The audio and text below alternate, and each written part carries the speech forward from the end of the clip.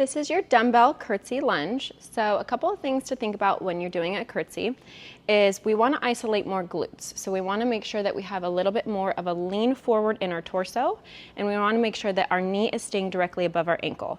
So if we think about a regular reverse lunge, let's compare it to that. So if I'm doing a regular reverse lunge, I'm stepping back.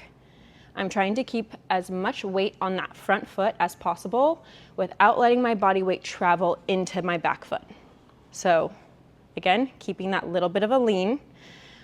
From here, I'm dropping down, keeping my knee directly above my ankle, big stretch through my glute, and I'm using that glute and that front heel to drive myself up and forward. With a curtsy, it's pretty much the same thing. You're just slightly stepping across as you go back.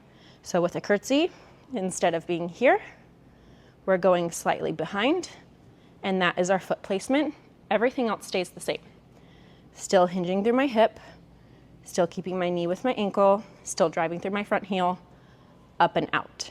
We want to try to avoid our hip swinging out with us. That's going to take some of the tension away from our glute medius, which we're trying to target in this movement.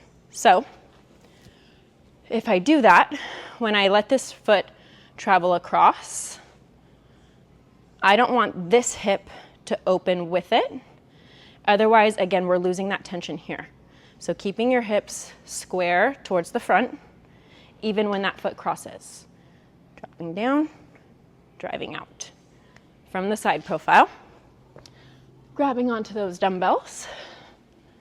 Again, that little bit of a lean. Foot is going slightly across, staying heavy on that front foot. Dropping our knee, hip stays closed, up and out. We want to try not to push too heavy off of that back foot where I don't want to drive and kick. Again, stay heavy here. The front leg is the working leg. That little bit of a lean, knee crosses under, hip stays square, using the front leg as much as possible. And that is your dumbbell curtsy lunge.